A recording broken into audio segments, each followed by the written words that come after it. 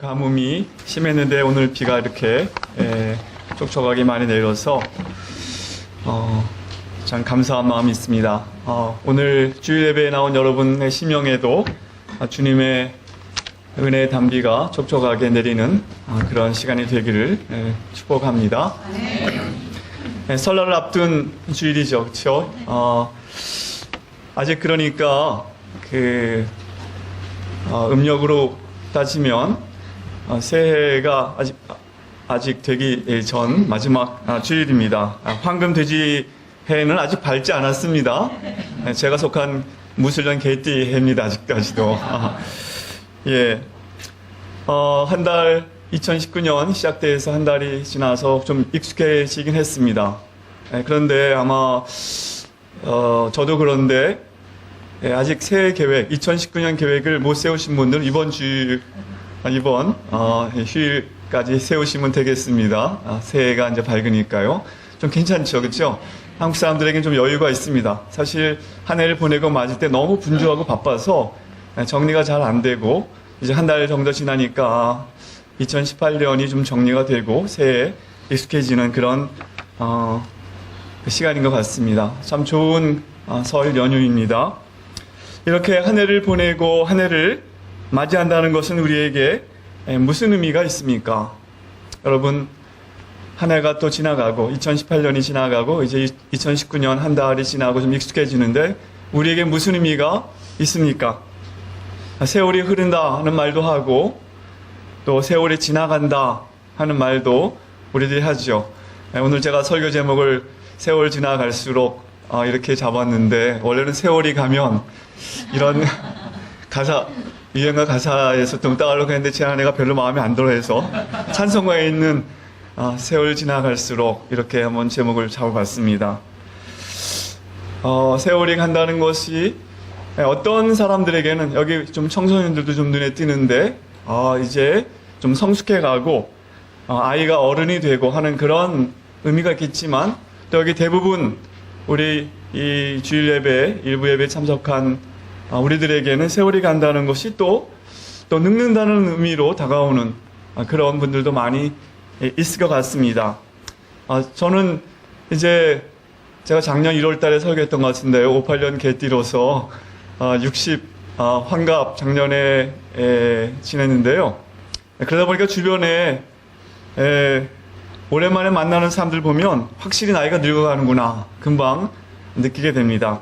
특별히 자주 보는 사람들은 모르겠는데 오랜만에 만나잖아요. 그럼 참 세월이 빨리 지나고 이 사람도 늙는구나 그런 생각을 하게 됩니다. 지난 한 주간 저는 말레이시아의 쿠알라룸푸르에서 있었던 회의에 좀 참석하고 왔는데요. 한 3년, 2년 내지 3년에 한 번씩 세계 여러 나라의 선교 지도자들이 모이는 모임입니다. 지난주에 밤에 갔다가 금요일날 밤에 왔는데 몇 년마다 한 번씩 이렇게 만나니까 확실히 늙었구나 그런 생각을 하게 됩니다. 일본에서 온 한 여자 대표 2010년에 스페인에서 회의 때 만났는데 그 뒤로 한 몇 년마다 이렇게 만났는데 이번에 보니까 참 저분이 나이가 들어가는구나 그렇게 확실히 느꼈습니다. 저도 이 한교회에 추석한 지 2006년 10월 달부터니까 아마 거의 창립해서 얼마 안 돼서 벌써 13년의 세월이 흘렀는데 세월이 많이 흘렀습니다. 네, 뵈면 참 예전엔 확실히 더 젊으셨는데 이제는 나이가 드셨구나 그런 생각이 할 때가 있습니다. 가끔 보는 거 아닌데도 좀 그렇게 느껴지네요. 네, 2019년 되니까 제가 어쨌든 나이를 의식하게 됩니다. 박항서 감독이 베트남의 축구 감독을 아주 인기가 높아가면서 한번 제가 TV를 보는데 박항서 감독 환갑을 훌쩍 넘은 나이에도 열정을 유지한다 이런 말을 하더라고요. 그래서 제가 박항서 감독 보면서 저분이 도대체 나이가 얼마나 됐길래 그거 제가 찾아봤죠. 박항서 찾아봤더니 59년 1월 3일생이시더라고요. 60이 훌쩍 넘지는 않았는데 나중에 제가 누구를 통해 들어보니까 원래 57년생이신데 운동선수를 나이를 좀 줄여서 그래서 환갑이 훌쩍 남은 나이라고 그렇게 말을 한 것 같습니다. 어쨌든 환갑이라는 나이를 지나면서 저도 야, 이게 이제 사람들이 볼 때에도 나이가 들은 나이고 그 나이가 지나면 열정을 유지하는 것은 쉽지 않다는 말이겠구나. 그렇게 이해하는구나 하는 생각을 했습니다.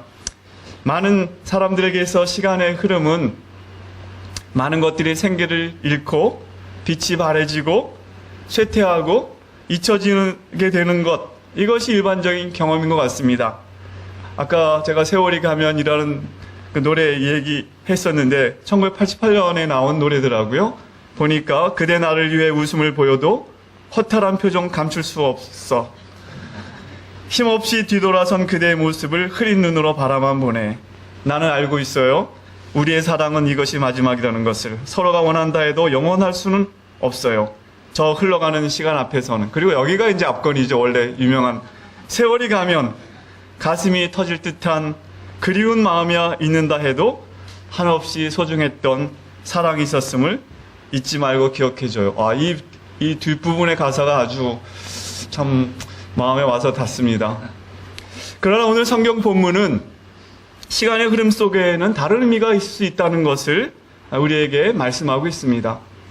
한 해를 보내고 새해를 맞이하는 이 시점에서 우리가 기대해야 할 것은 오늘 우리가 읽은 아브라함의 이야기 속에서 나타난 그런 내용, 그런 기대를 우리가 가져야 하지 않을까 하는 그런 생각을 해보게 됩니다. 저는 오늘 본문을 세 가지로 한번 요약해 보겠습니다. 세월이 지나갈수록 첫 번째, 그 의미는 하나님의 언약이 우리의 삶 속에 진전을 이루고 확장된다는 것입니다. 세월이 지나갈수록 하나님의 언약이 우리 삶 속에 진전을 이루고 확장이 된다. 오늘 읽은 본문에 그것을 볼 수가 있습니다. 아브라함의 생애 속에서 하나님은 시간의 흐름 속에서 그 언약을 점점 더 분명하게 말씀하시고 구체화시키시고 성취해 나가시는 것을 우리에게 성경은 보여주고 있습니다. 아브라함은 그의 생애 속에 하나님의 뜻을 좀 더 분명하게 알게 되고 수많은 어려움을 겪지만 그 속에서도 하나님은 언약을 이루기 위하여 그의 생애 가운데 개입하신다는 것을 성경은 보여주고 있습니다. 우리가 아브라함의 얘기를 창세기 11장 마지막 부분에서 처음 접하게 되는데요. 그리고 창세기 12장에 이제 아브라함이 그가 살던 땅을 떠나게 되는 이야기가 기록되어 있습니다. 창세기 12장에 1절부터 3절에 보면 너의 본토 친척 아비 집을 떠나서 내가 지시할 땅으로 가라 하나님 말씀하십니다. 그때는 아브라함의 나이가 75세라고 기록되어 있습니다. 하나님께서 말씀하신 것을 아브라함이 얼마나 이해했는지 모르지만 적어도 아브라함은 하나님께 설득당한 것이 분명합니다. 그가 친숙했던 환경을 떠나서 그리고 자기 아버지와 친족들이 사는 그 땅을 떠나서 전혀 모르는 땅으로 아브라함이 모험의 길을 떠나게 된 이야기가 창세기 12장에 기록되어 있습니다. 그리고 쭉 이어서 창세기 15장 또 16장에 가면 가나안 땅에 아브라함이 들어가서 거한 지 10년 정도 시간이 흐른 다음에 사건이 기록되어 있는데요. 그때 아브라함의 나이가 85세 정도 된 것이겠죠. 그때 아브라함이 하나님께 실망한 마음을 내비치는 그런 내용이 창세기 15장, 16장에 기록되어 있습니다. 창세기 15장에 보면 특별히 아브라함이 그 텐트 안에 이렇게 실망한 채 있습니다. 그때 하나님께서 아브라함에게 아브라함아 두려워 말라. 나는 너의 큰 상급이다. 이렇게 말씀하시니까 아브라함이 좀 퉁명스럽게 대답을 합니다. 주여, 무엇을 내게 주시려 하나이까? 나는 자녀도 하나 없고 하나님이 나에게 약속하신 것이 하나도 이루어진 것이 없습니다. 나의 상속자는 이 다메섹 사람 엘리에셀이 아마 나의 상속자가 되어야 될 것 같습니다. 이렇게 말합니다. 당시에 자녀가 없는 사람들은 입양을 해서 자기의 모든 재산을 앞으로 그에게 위탁을 하는 조건으로 노후를 보장하는 그런 풍습이 있었다고 합니다. 아브람과 사라도 이제 가나안 땅에 거한 지 10년의 세월이 흘렀지만 자녀가 없는 가운데 하나님의 약속이 있었지만 도대체 그것이 어떻게 이루어질까 의심하는 그런 순간이 있었던 것 같습니다. 그래서 우리 집에서 이 길리온 이 종 엘리에셀, 이 다마스카스 사람이 엘리에셀이 나의 상속자가 되고 나의 노년에 나를 돌봐줄 사람이 되어야 되지 않겠습니까? 이렇게 아브라함이 하나님께 불평을 합니다. 그러나 하나님이 그렇게 말씀하십니다. 그 사람이 아니라 네 몸에서 날 자가 내 상속자가 되리라. 그리고 아브라함 너 잠깐 밖으로 나와. 그러면서 하나님이 아브라함을 그 장막 밖으로 이끌어내신 다음에 하늘을 바라보라고 하십니다. 너 저 하늘을 보느냐? 저 하늘에 있는 저 수많은 별처럼 내 자손이 그렇게 많아질 것이다. 성경에 그때 아브라함이 하나님을 믿었다. 그렇게 기록되어 있습니다. 하나님을 믿었다. 그래서 하나님이 그것을 의로 여기셨다. 이렇게 기록되어 있습니다. 그게 아브라함이 가나안 땅에 거한 지 10년 정도 시간이 흐른 다음이었는데요. 그러고 나서 이제 아브라함의 아내 사라가 아브라함에게 제안을 합니다. 당신도 이제 이렇게 나이가 늙고 나도 이제는 자녀를 낳을 수 없는 것 같은데 하갈, 에집트에서 데려온 그 여종, 그 집에 있는 하갈을 내가 당신에게 첩으로 줄 테니까 이제 그를 통해서 자녀를 얻어야 되지 않겠는가. 사라가 먼저 제안을 하고 그래서 아브라함이 그 사라의 제안을 듣고 이제 하갈을 취해서 자녀를 낳은 이스마엘이라는 아들을 낳은 얘기가 기록되어 있습니다. 사실 성경은 그 사라나 아브라함을 비난하고 있지 않습니다. 우리가 보면 좀 이상하다. 여러분 오늘날 이런 일이 우리 한 세대 전만 해도 그럼 있었던 것 같아요. 많은 얘기 쭉 들어보면 특별히 한국의 아들 못난 집안에서 그렇게 아들을 낳기 위해서 둘째 부인을 얻는다든가 뭐 그런 얘기가 한국 사회에서 비일비재했었죠. 하물며 지금 이 배경 아브라함이 예수님 탄생 한 2000년 전에 일이니까 지금은 4000년 전에 고대 세계에서는 이것이 굉장히 당연한 그 풍습이고 정당화될 수 있는 그런 선택이었다고 하는 것입니다. 특히 하나님께서도 아브라함에게 네 몸에서 날 자가 너의 상속자가 될 거라 하셨지 더 이상의 구체적인 정보나 지시가 주어지지 않았던 걸 볼 수가 있습니다. 오늘 우리가 읽은 본문 17장에 이르기 전까지는 말이죠. 그래서 이제 이스마엘이 태어나게 됩니다. 아브라함이 86세라고 기록되어 있습니다. 창세기 16장 마지막 절입니다. 우리가 오늘 17장 1절부터 읽었는데 16장 마지막 절에 이렇게 되어 있습니다. 하갈이 아브라함에게 이스마엘을 낳았을 때 아브라함이 86세였더라. 86세였더라. 이렇게 기록되어 있습니다. 그리고 나서 오늘 우리가 읽은 창세기 17장은 아브라함이 99세라 이렇게 기록되어 있으니까 13년의 세월이 흘러서 이제 오늘 본문에서 새로운 아들 이삭이 태어날 것이 예고되는데 이스마엘이 13살이 됐을 때까지 정당한 아브라함의 집안의 상속자로 그가 살아왔을 그 13년의 세월이 흐른 다음에 오늘 본문이 하나님께서 아브라함이 99세에 말씀하셨다 하고 기록되어 있습니다. 오늘 본문 내용을 쭉 보면 중요한 몇 가지 포인트가 있습니다. 먼저 하나님께서 아브라함과 맺은 언약이 더 구체화되고 확장됩니다.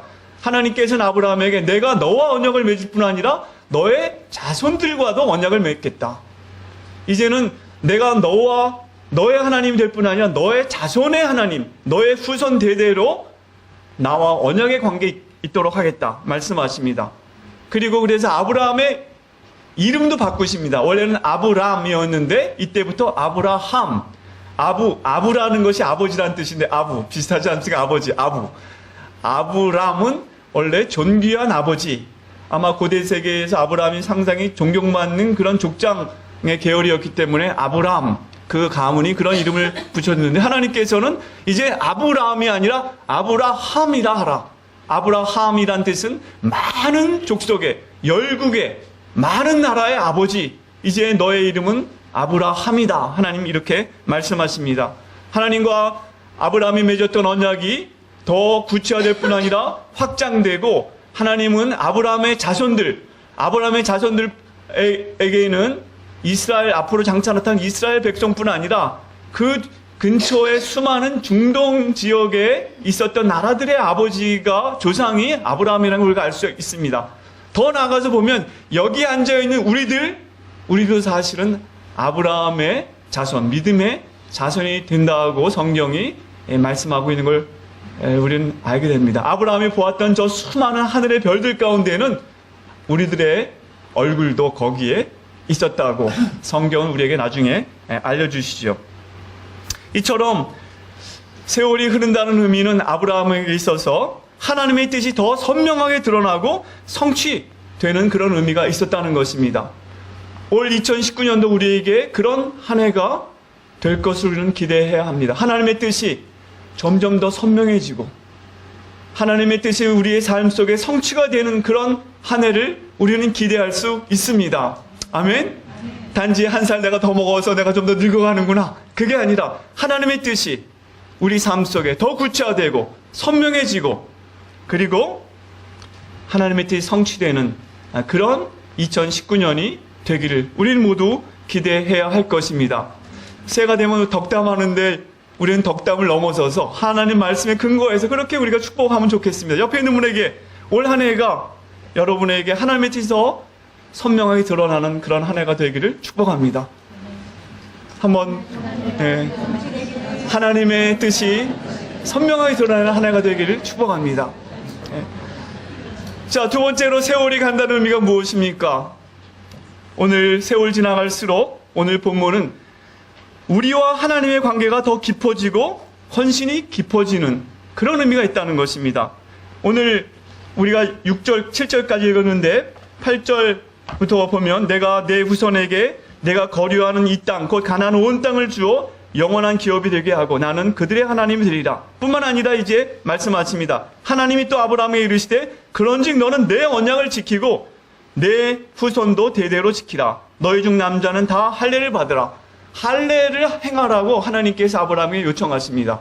그래서 이제 오늘 본문의 맨 마지막 절에 보면 아브라함이 99세의 나이에 그리고 이스마엘이 13살의 나이에 그리고 아브라함과 그 가족의 모든 사람들이 노비들을 포함해서 종들을 포함해서 이 할례 언약을 행하는 것을 오늘 성경이 기록하고 있습니다.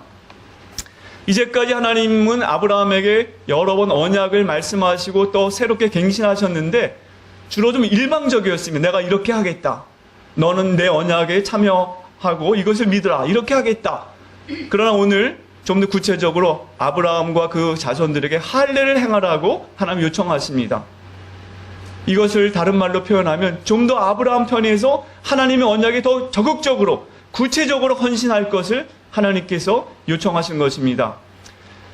우리는 이스라엘 사람들만 할례를 행한다고 오랫동안 이렇게 흔히 생각해 왔지만 당시 고대 세계에서 이 할례 의식은 굉장히 보편적이었다고 합니다.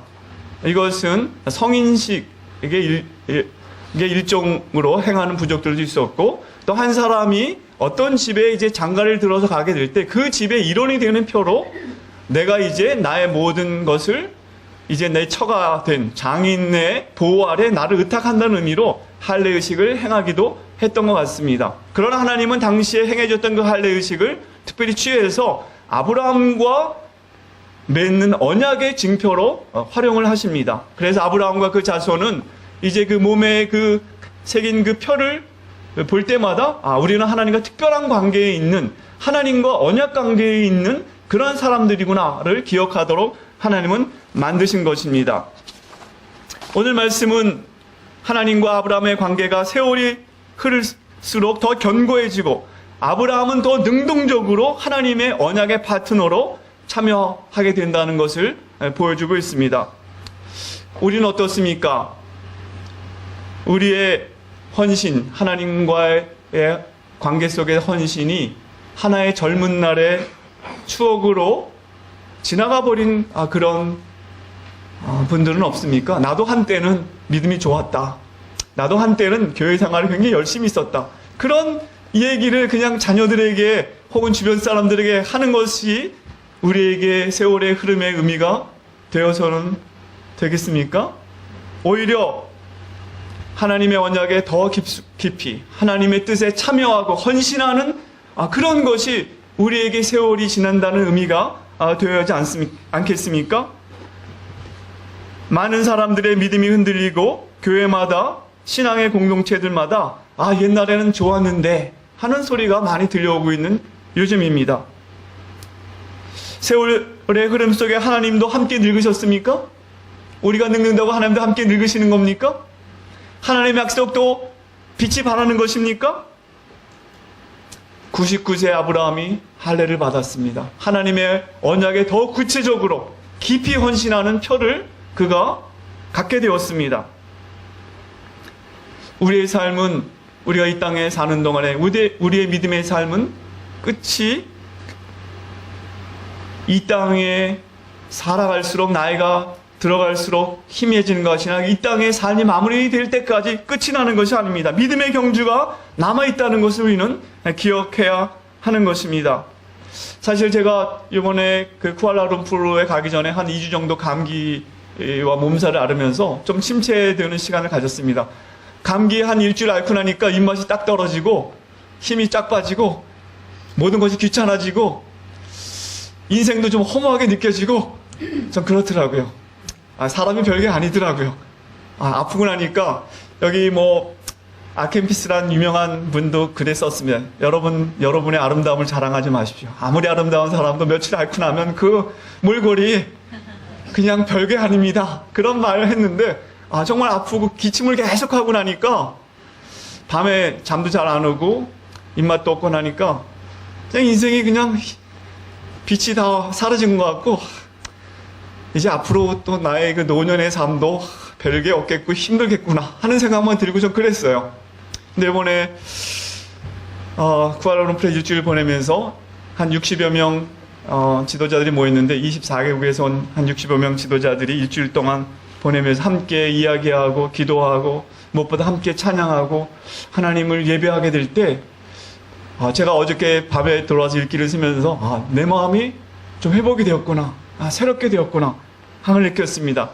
테이블에 한 5명씩 이렇게 의논해서 어떤 주제 가지고 좀 얘기하고 또 기도하고 하는데 우리 그룹의 두 번째 날은 스페인 기도를 하는데 스페인어로, 요르바, 나이지리아의 한 부족 요르바어로, 또 독일어로, 또 일본어로, 한국어로 제가 기도했습니다. 제가 제안한 거예요. 영어로 기도하려니까 말이 딸리고 항상 하고 싶은 말도 잘 못하고 힘든 거예요. 영어로 전체적으로 하지만 우리 각자 말로 하자. 각자 말로 우리 마음의 언어로, 영혼의 언어로 하자. 다 좋다고 그러더라고요. 기도하는데 무슨 내용인지 다 못 알아들었지만 하나님의 그 성령의 역사가 그 기도 속에 전달되어 오는 것. 그러고 보니까 제가 비슷한 경험을 한번 한 적이 있습니다. 한번 터키 이즈밀에서 비슷한 모임이 있었는데 성찬 예식을 했습니다. 그래서 성찬식 떡과 잔을 받으려고 쭉 앞으로 나가는데 저도 쭉 나갔는데 성찬 떡을 나눠주는 한 자매가 루마니아 자매인데 루마니아 말로 저에게 떡을 주면서 뭐라고 한 거예요. 근데 아마 이것은 주님의 떡입니다. 당신을 위해서 주신 떡입니다. 받으십시오 하는 말을 했을 거예요. 근데 그 떡을 받는 순간에 제 마음이 얼마나 충만해지는지 그 말은 못 알아들었지만 하나님 나라가 이런 것이겠구나 하는 그런 경험을 했었습니다. 하나님 나라가 우리 앞에 있지.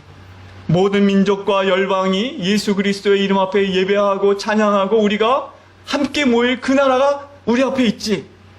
무릎을 꿇고 예배할 때 그 성령의 감동이 비록 민족과 언어는 다르지만 우리 안에 역사하는 것을 경험하면서 그 나라가 예수님의 나라가 이제 임할 것이지. 예수님을 만나게 되겠구나.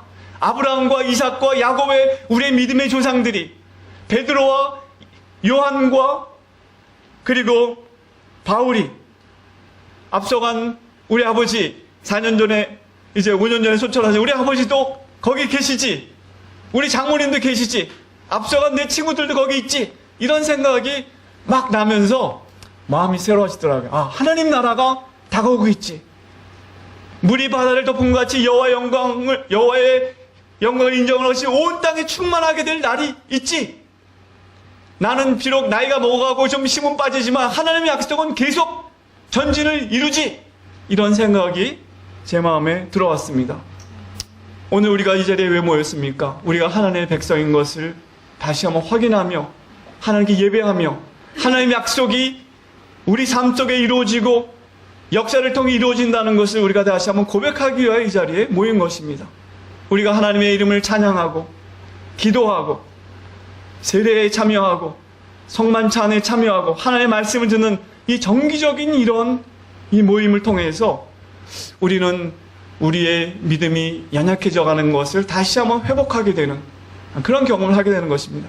여러분, 그런 경험이 오늘 여러분의 경험이 되기를 축복합니다.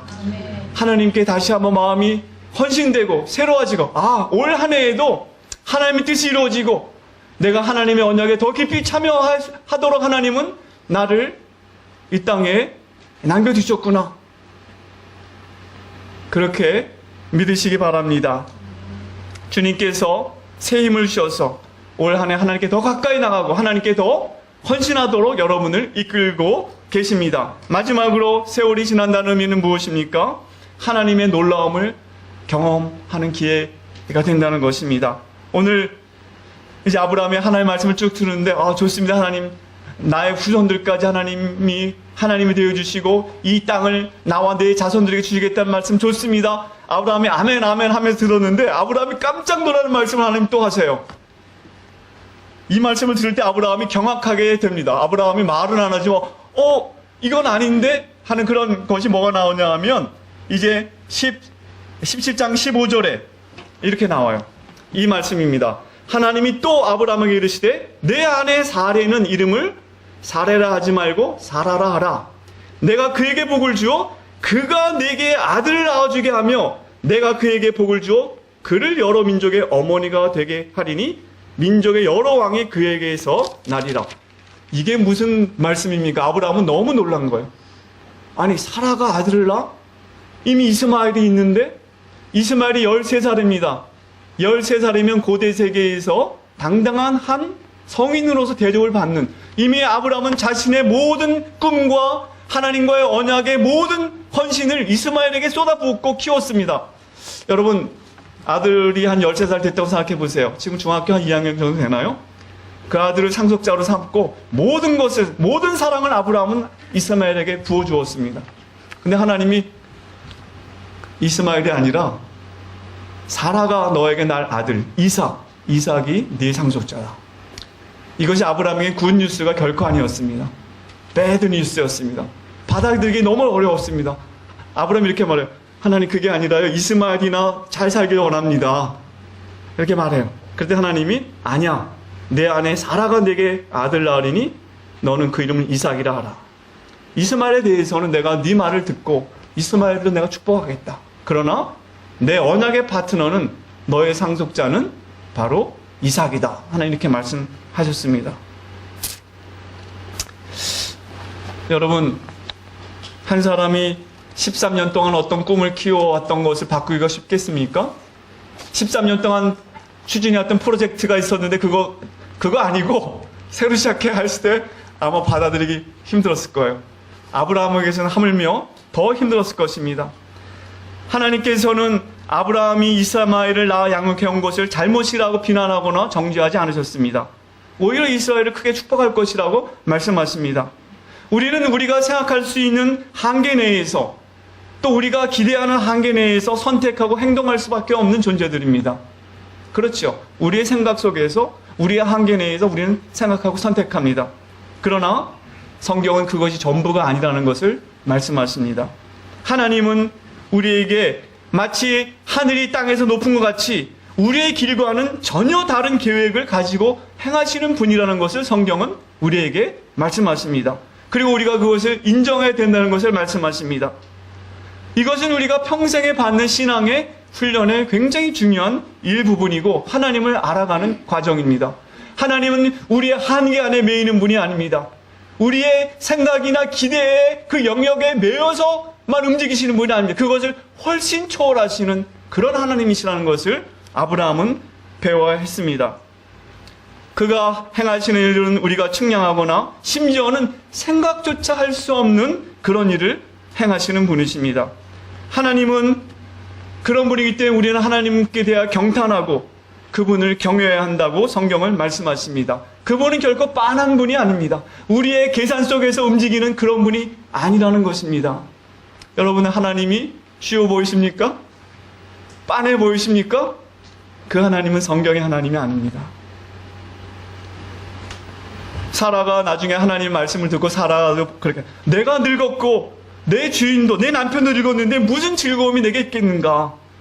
그때 하나님 말씀하십니다. 18장에 여호와께 능치 못할 일이 있겠느냐? 여호와께 능치 못할 일이 있겠느냐?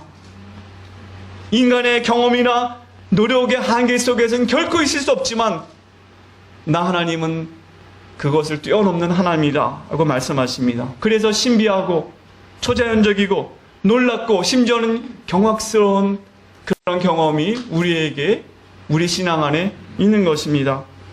사라는 나중에 21장에 보면 이제 임신하게 되고 이삭을 낳을 뿐 아니라 사라가 이삭에게 젖을 먹였다는 거예요. 이게 너무 놀라웠어요. 저는 보면서 사라가 임신한 것도 놀랍지만 90세가 된 사라가 임신하고 아들을 낳고 그리고 이삭의 젖을 물리고 기뻐하는 모습이 성경에 기록되어 있습니다. 2019년 우리의 생각이나 전망 속에 기대가 별로 없을 수 있겠습니다. 그러나 하나님은 우리의 생각이나 기대나 전망에 없는 일도 행하실 수 있는 분입니다. 올 한 해 믿습니까? 하나님께서 그걸 우리에게 믿으라고 말씀하십니다. 2019년 우리는 우리가 전혀 상상하지도 못했던 기대하지도 않은 놀라운 일이 우리의 삶 속에 하나님 원하시면 이루어진다는 것을 믿어야 합니다.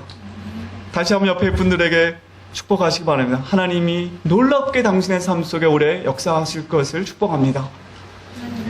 그게 뭔지 모르지만 그 일이 뭔지 모르지만 이제 말씀을 읽겠습니다. 2019년은 긴 인류의 역사 가운데 특별히 우리가 직접 삶으로 살아내는 그런 귀중한 시간입니다. 우리 몇십 년, 이 인류 역사가에 몇십 년을 살아내는데 2019년 우리에게 주어진 기회입니다.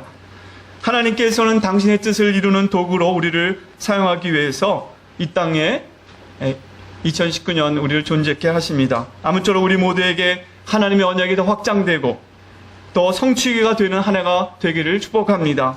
하나님과의 관계가 더 깊어지는 한 해가 되기를 축복합니다. 하나님께서 우리의 모든 기대나 생각을 뛰어넘어 역사하시는 그런 축복의 하나가 되기를 주님의 이름으로 축원합니다. 하나님, 새해를 설날을 우리에게 또 주시니 감사합니다. 하나님 안에서 우리가 2019년을 어떻게 기대하며 바라봐야 할지 깨닫게 하시니 감사합니다.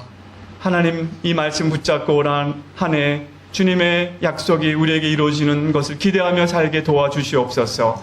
예수님의 이름으로 기도드립니다. 아멘.